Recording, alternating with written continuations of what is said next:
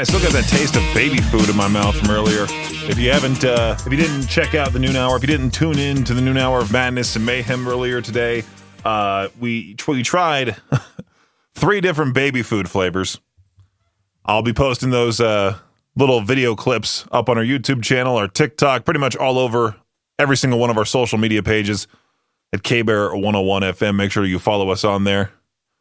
We tried hearty turkey dinner. We tried beef vegetable, which tasted like pre-chewed beef stew, essentially, like someone baby birded beef stew into both of our mouths. And then there was also pasta marinara, which was, we both thought, the worst one. Well, I gave some to Maddie, our marketing assistant, who's sitting at the front desk. I'm like, you know what? I'll give her some of these different baby foods because she can only have soft foods for right now, too. And sure enough, she thought the opposite. She thought pasta marinara was the best one. So who knows? It's all subjective. Everyone has different tastes, which makes the world go round, I guess. Well, to basically try to get the baby food taste out of my mouth, I went to Arby's, out of all places, during my lunch break. And I think Arby's as a whole gets so much unsolicited hate. And I don't understand why. There's worse fast food places out there. One rhymes with Kurger Bing. But when I went there, I expected to not pay all that much money for my food. I get 2 roast beef and cheddar sandwiches, 2 of them. I thought they were the cheapest sandwiches you can get on the menu. So I said, give me 2 of those and give me those awesome jalapeno bites that you guys have. I got the 8-piece, of course, because I'm not no wuss. I'm not going to have 5 pieces. Give me 3 more than that. Give me the total 8 with the Bronco berry sauce. And then I also got a medium drink, too. Have you ever been in the drive-thru and you've ordered, like, a whole bunch of food? Well, you think you ordered, like, your regular meal, and then you hear the total, and you don't want to be that person that goes, well, that's too much money. Let's go ahead and take one of those items off of there. I ordered my food. They're like, yep, that's going to be $20.63 for your lunch today. $20.63 for one meal. I thought that was absurd. So I told Josh and Viktor about it. They're teasing me because they're like, hey, you could have ordered on the app.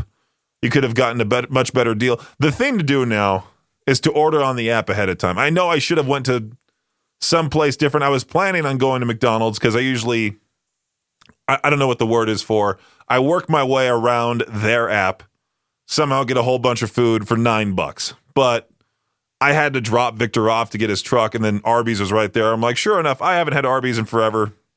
Let me go there. $20.63 spent on lunch. I'll be at the Doug Stanhope show tonight, and I was telling them, I'm like, you know what?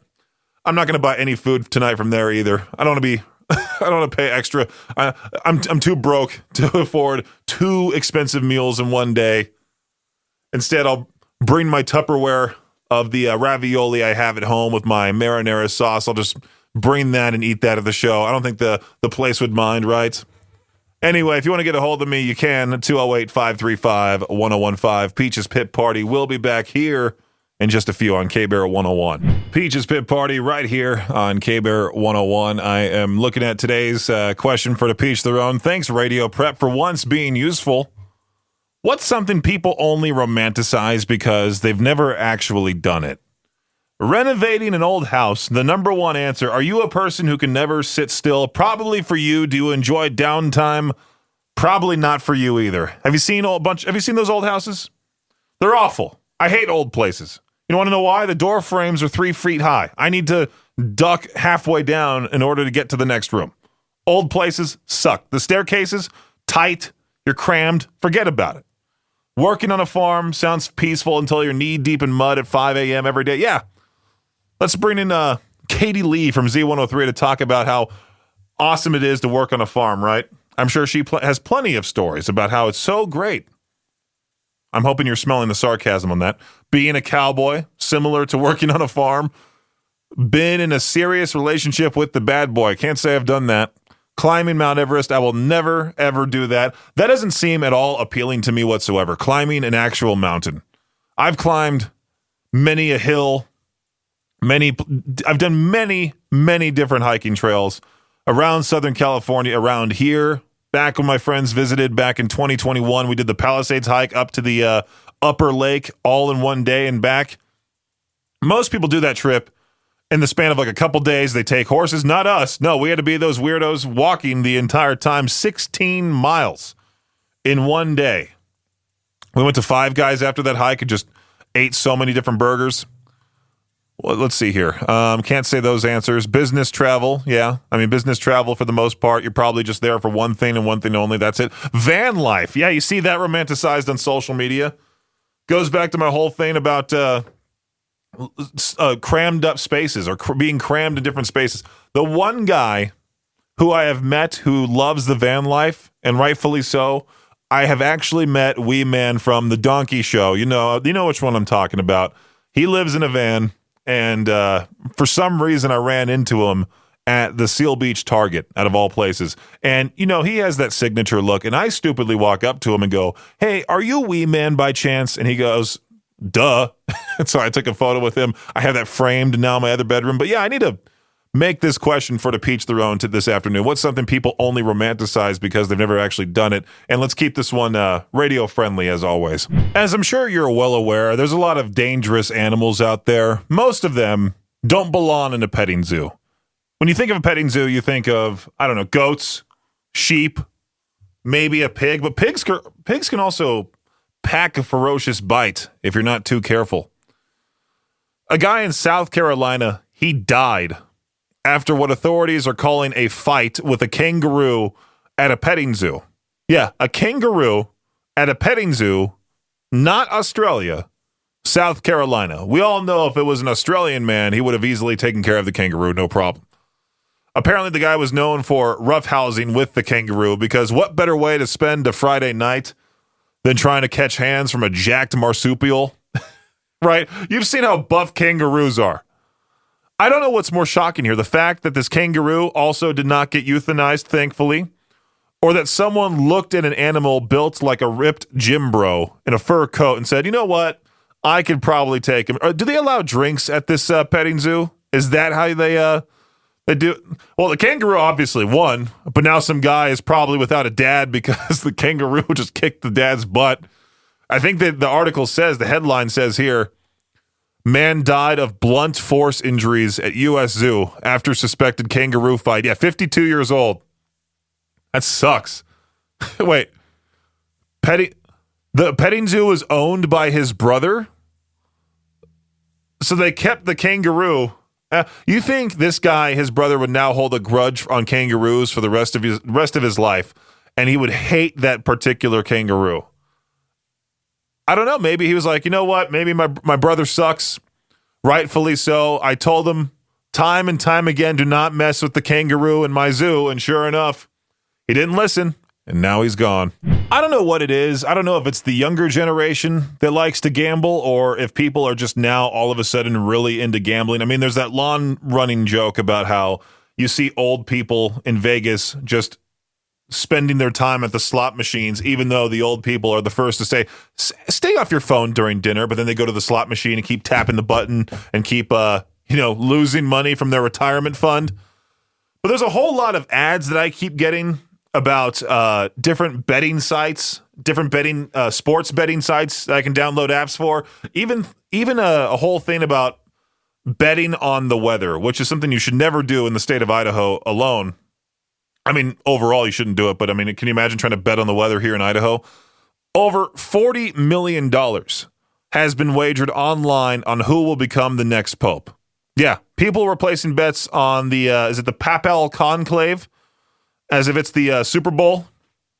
Platforms like Polymarket, Kalshi, I think Kalshi's the one I keep getting advertisements for, have seen a surge in wagers with bettors not only predicting who the next pope will be, but also placing bets on his potential name, nationality, the number of voting rounds required. I guess one guy placed like $50,000. Can I look up real quick? What are the weirdest things you can bet money on? What are the weirdest things you can bet money on? Let's see here. Oh, generating AI overview. 13 bizarre things you can legally bet money on from Reader's Digest. Let's look at this. Celebrity deaths. Yeah, you can have a Deadpool. I was thinking about making that a segment for the show, but that might be too morbid. That might be too bad.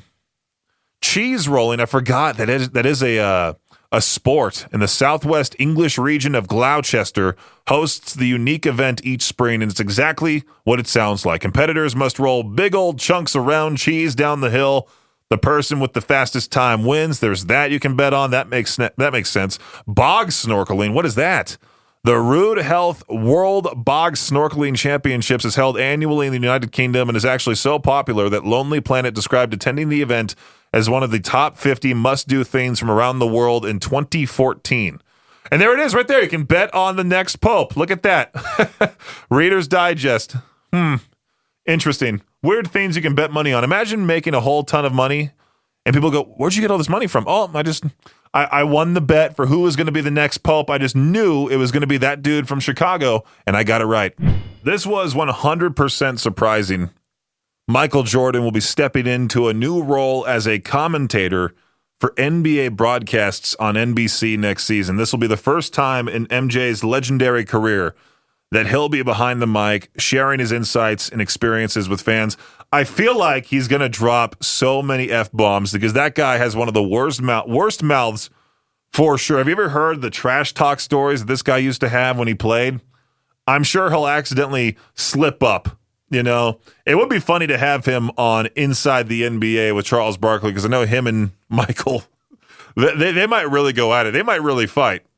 This Thursday, May 15th, the NFL will release the full schedule for the 2025 season, but in the next few days, be on the lookout for different games to be leaked and announced. For example, we know that the 2025 NFL season will start with the Cowboys traveling to Philadelphia to face the Eagles on Thursday night, September 4th, with the game airing on NBC and Peacock. And it looks like the Chiefs will play the Chargers in Brazil on Friday, September 5th. That game will likely be streamed exclusively on YouTube. One of the biggest news headlines from yesterday is that the Dallas Mavericks won the draft lottery, and now tons of people online are saying that it's rigged. And I gotta say, I kind of see their point. I am agreeing with them because Nico Harrison, the GM of the Dallas Mavericks, he traded away the superstar that is Luka Doncic to my favorite team, the LA Lakers. Anthony Davis is now on the Mavericks. Mavericks fans were so mad, and I'm sure they still are, rightfully so. And I'm sure the NBA, Adam Silver, the head commissioner, was like, you know what? Let's basically give Nico Harrison and the rest of the Dallas Mavericks the opportunity to draft Cooper Flagg, who's kind of in a similar way Luka Doncic. Let's give them that young player. Let's pretend they win the draft lottery. I kind of find it fishy, to be quite honest with you. And I do believe that for the most part, sports nowadays, especially the playoffs, I think they're scripted. I don't really want to dive deep into this because this is a rock radio show, but I can make a whole podcast about this whole thing. Maybe I should. I think I was talking with a listener just recently, and he was like, Peaches, why don't you just start a sports podcast? I'm like, I already host 4 different podcasts. I host this Peaches Pit Party, available on demand. I host the Noon Hour, the Artist Interrogations podcast, and then Talking Between the Songs, where I interview radio people. There's no room for another podcast unless somebody else wanted to edit it and be basically the sports podcast producer, but I don't think there's any money for that in the budget. But anyway, that does it for your Shot Clock Sports Update right here on K-Bear 101. Peaches Pit Party right here on K-Bear 101. I forgot this was filmed. I talked about it when it was first breaking news. Queens of the Stone Age, if you're a fan of them, if you are a fan of them, I forgot they did a live performance in the Paris catacombs. How cool that would have been to see that music performed, to potentially film that entire thing. They just released the trailer earlier this morning, and I guess they reimagined each song chosen for the set. I could not imagine them actually going full volume down there, only because I have a bad feeling. I'm so stupid. Wouldn't it collapse? You're way deep underground. There's bodies around you. It's pretty eerie. That's one of my top travel destinations, is to go to Paris and go see the catacombs. I think it would be awesome if Ghost, Sleep Token did any type of set down there.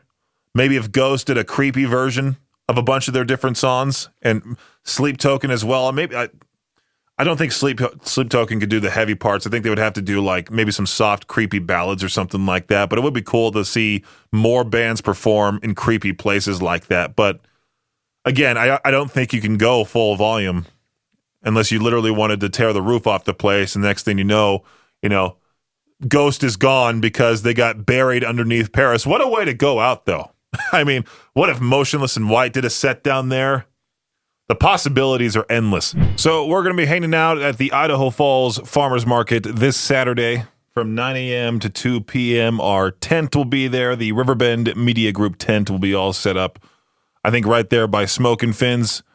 And for this time, we're accepting donations of non-perishable food for the Idaho Falls Community Food Basket. And so we got this helpful sheet here of foods that they're in high need of. Cereal being one of them, canned chili, mac and cheese, canned tuna or chicken as well. They're also in high need of canned soup, 1 to 2 pounds of dry pasta, peanut butter, pasta sauce, canned pasta, rice, canned veggies, or any other food you wish to donate. It's extremely kind. It would be extremely awesome to see a whole lot of people donate what they can for this amazing cause, the Idaho Falls Community Food Basket, taking those donations the whole time Saturday at the Idaho Falls Farmers Market. Like I said, look for the Riverbend Media Group tent. I'll be there. Josh from Classy 97, he'll be there as well, and he'll be handing out free prom tickets this Saturday. Like I mentioned yesterday, that it's going to be a very hectic week. We got the farmers market, we got the prom, the 26th annual Second Chance Classy 97 prom with Browning's Honey. That's happening this Saturday, 8 to 11 at the waterfront at Snake River Landing in Idaho Falls. And then Sunday, of course, we got K-Bear 101 presents Seether, POD, and Nonpoint live at the Mountain America Center. That's going to be a fantastic show. We're doing one last week of giveaways for that. So much information I just threw at you, but most importantly, bring some non-perishable food that you can to our tent at this Saturday's Idaho Falls Farmers Market. Open 9 a.m. to 2 p.m. It's bigger and better than ever. Over 170 local vendors. Make sure to go at least once and make it this Saturday. Love to see you there.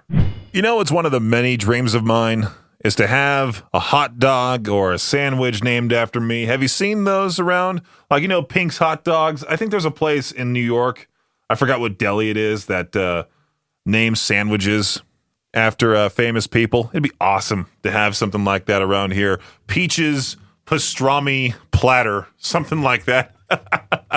Pope Leo the 14th isn't even a week into his, how do you say this? Papacy?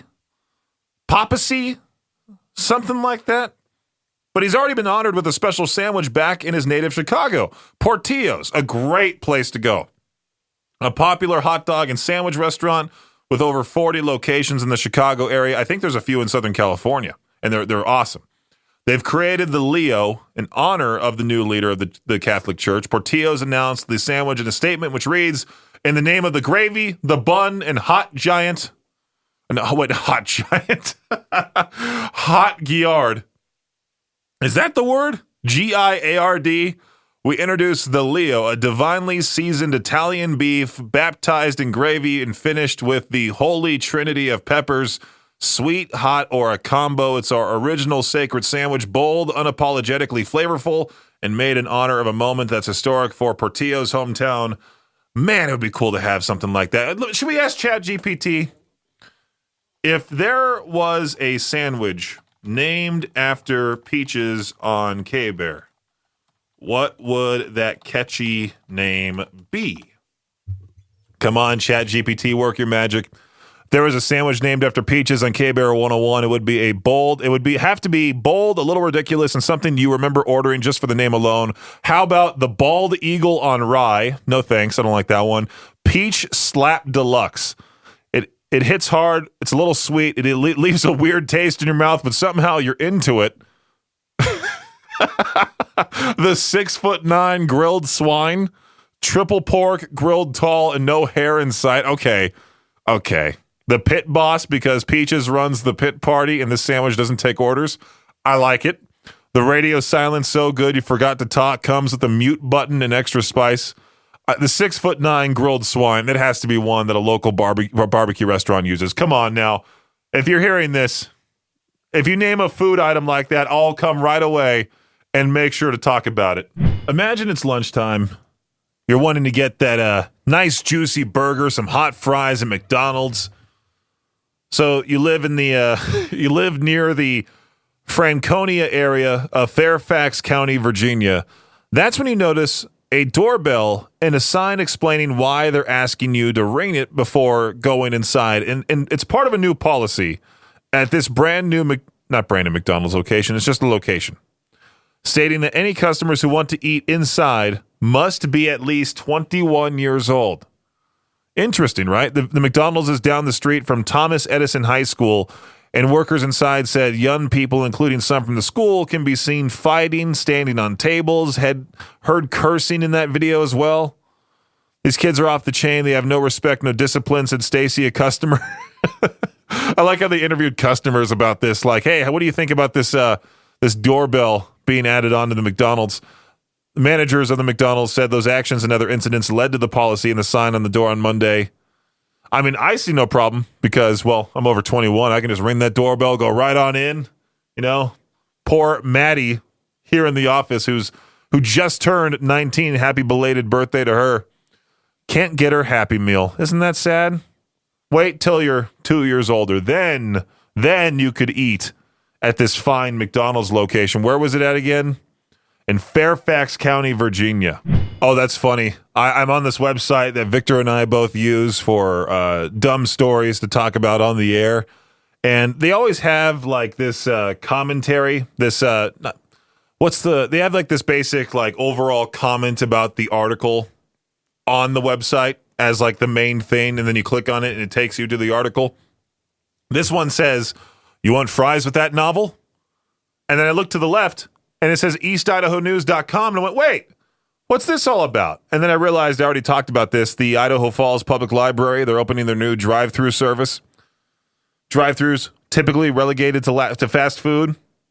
The Idaho Falls Public Library has opened its own to help residents more easily access books and other items, which I thought was cool too.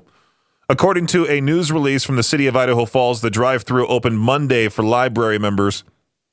Residents can either go online or call the library and order a book to be picked up through the drive-thru. The release states that books are ready within 2 business days, and the library has bags of age-appropriate children's books available for same-day pickup. Once ready, residents will drive up to the pickup area, must present their driver's licenses for verification. The pickup area is on Park Avenue on the eastern side of the library. The Idaho Falls mayor, Rebecca Casper, said the main goal was to make the library more accessible, as residents often face life events that can prevent them from using it. And I'm over here thinking, like, who's too busy for the library? And then I think about it, I'm like, you know what?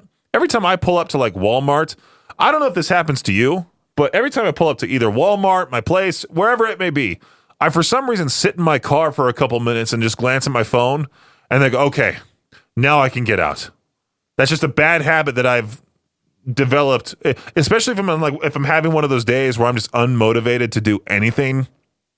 I'll sit in my car for that extra minute or two for whatever reason. But there you go. If you want to learn more about the Idaho Falls Public Library drive-thru, go to eastidahonews.com. I do like that headline still, that main question. Would you like fries with that novel? So I heard Viktor this morning talk about how there's speculation, there's rumors that Rockstar will what's the word I'm looking for?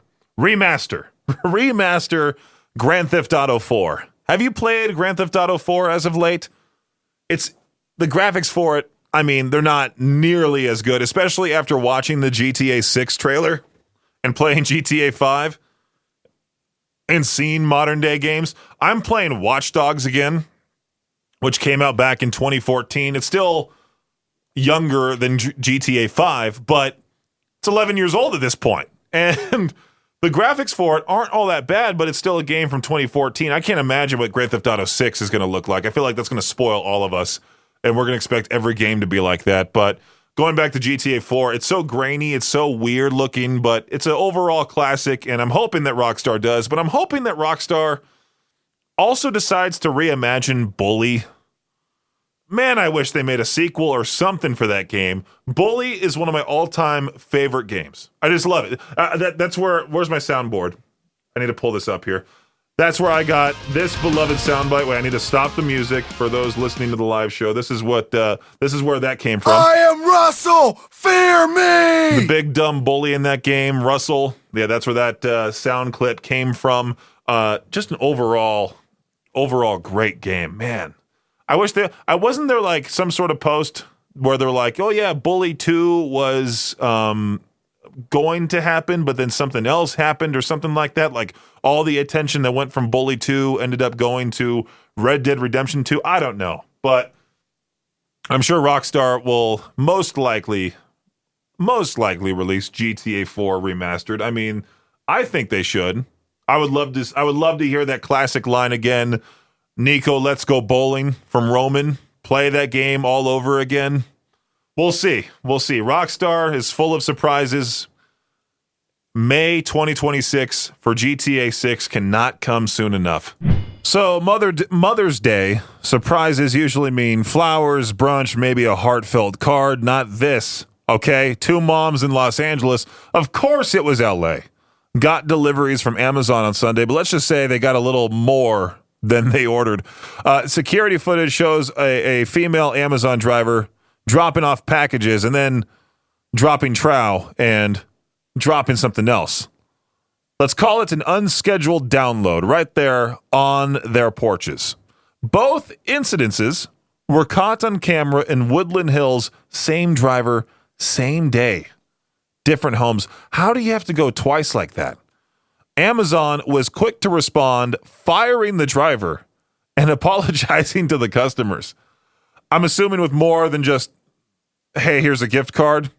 Look, I get that delivery work is stressful, but if your job involves leaving things on the porch, maybe stick to the ones in boxes, okay?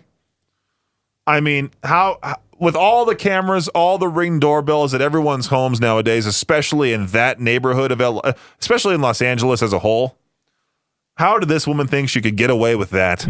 So I was scrolling eastidahonews.com, and right there, I should have seen it. I refreshed the page, actually. It popped up right there at the top. In the spotlight for the best concert season in years, the Port, a.k.a. the Portneuf Health Trust Amphitheater. They're making a resounding comeback with what many call its best concert season. 11 shows. Of course, you got the country in there for the country fans. You got classic rock in there. You got blues. You got Joe Bonamassa. Heavy metal, of course, Mudvayne, Static X, and Vended, as I briefly talked about before. We're giving away tickets for. The 2025 lineup has something for nearly everyone. And anytime you bring up now the Portneuf Health Trust Amphitheater, anytime you bring up a rock show coming to Pocatello, there has to be that one person in the comments saying, I hope you guys handle this better than Rockzilla 3 years ago. I still remember, never forget. That whole thing was run by a completely different promoter. And luckily, this article talks about that. How the Bannock County event director Scott Crowther said the previous model of subcontracting promoters under county management led to several issues that hurt the venue's image. Since then, the team has prioritized rebuilding the brand, creating a better, more enjoyable concert-going experience. All right, they've renewed. Wait, no, what does it say here? Crowther credits the renewed excitement to a new partnership with Nederlander Concerts, a nationally recognized promotion company that became the venue's exclusive booking and programming partner in 2024. All right, so if you want to learn more about the Port and how they're going to do just fine this year with all the shows making their way to the area, and we're never going to have a repeat again of what happened in 2022, known as the R-word Rockzilla. Anytime someone says, that show was canceled, no, Papa Roach and Falling in Reverse still went on stage. You just left early, but that's what happens with these outdoor shows, not just at the Portneuf, anywhere else too. There was a few people that we gave away tickets for. Not gave away tickets for. There's a few people that went to the Slipknot show in Boise at the Ford Idaho Center Amphitheater. And they left early because it started to rain, and everyone said, go back to your cars that was running the event. And sure enough, these people just left the whole venue and came back here and were like, yeah, Slipknot canceled. I'm like, no, Slipknot still performed their full set. You just left early. Please make sure to stay, so that way if it does rain and there's thunder and lightning in the area and they tell you to go back to your car, please remain at the venue, all right? Don't leave. We don't want you missing out and saying a concert was canceled, okay? If you want to learn more about this article, you can over at eastidahonews.com. Shout out to the port. They're awesome out there in Pokey. All right, so let's try our best to keep this to Peach the Roan question radio friendly, please. All right? I know there's tons of stuff that you can talk about with this question here, and I talked about it during the 2 o'clock hour. What's something people only romanticize because they've never actually done it?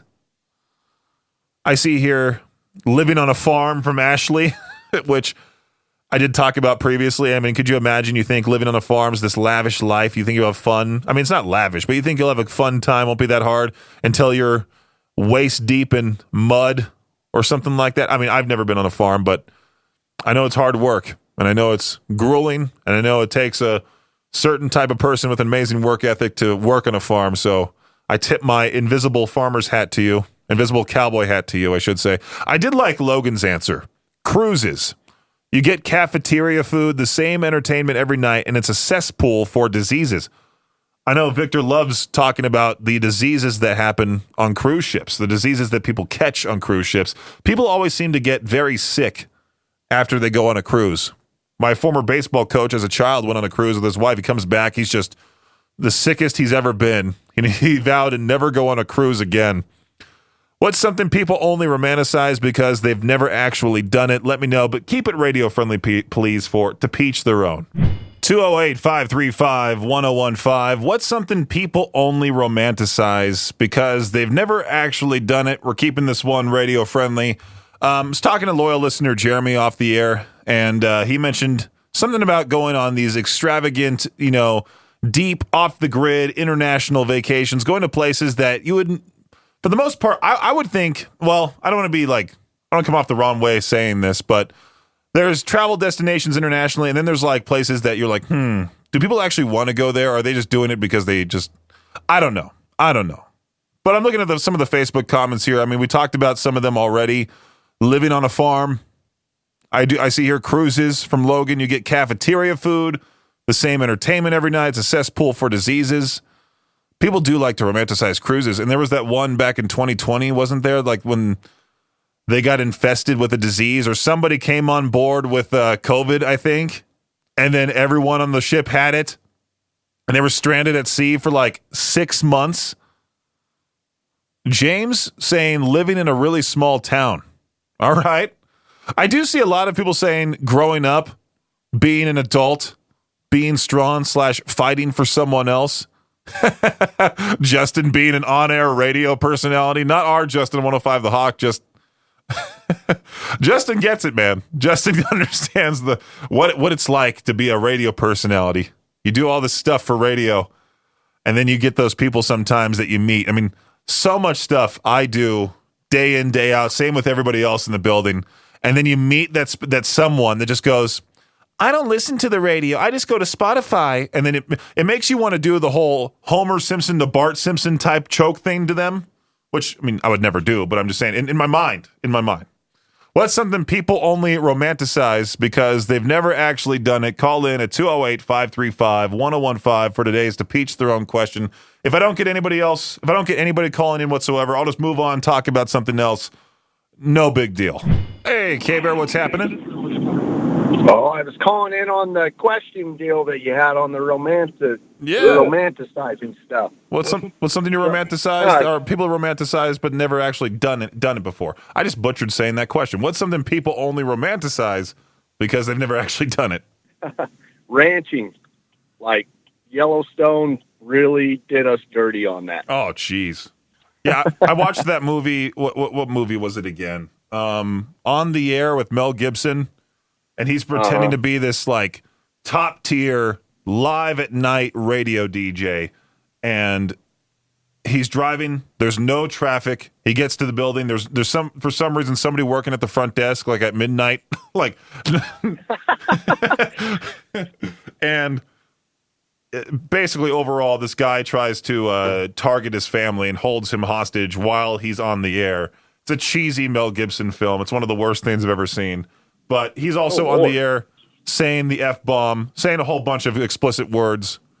And I get it. You can get away with some stuff at night, but the way that this guy was doing so, I mean, it just, yeah. But it doesn't romanticize being a DJ in any way. But I totally get where you're coming from about ranching in Yellowstone and how they have to have, like, the good-looking cowboy or the good-looking rancher, you know, being the main character. And, like, every girl who's, like, you know, falling in love with him is expecting every rancher to look like that, and how it's like, you know, it's always like that. TV ruins a whole lot of stuff. Oh, yeah, for sure. I agree with you 100%. K-Bear, what's happening? Hey, Peaches, it's me. Hey, what's going on with you, Dr. Pepper? Not much. I just wanted to answer your to each their own question. You know, the one where, you know, talked about people romanticizing something. Yeah, what's your answer? So practically my answer, and this is based on people who are sports fans but can't afford it, and it's going to their favorite team's home game. You know what? You're onto something there, because if you sit in the far back and it's not fun, you're essentially watching it on the Jumbotron, which you get a much better angle just watching the game at home. Yeah. You got to pay for overpriced food. You got to pay for parking. You pay a whole ton of money.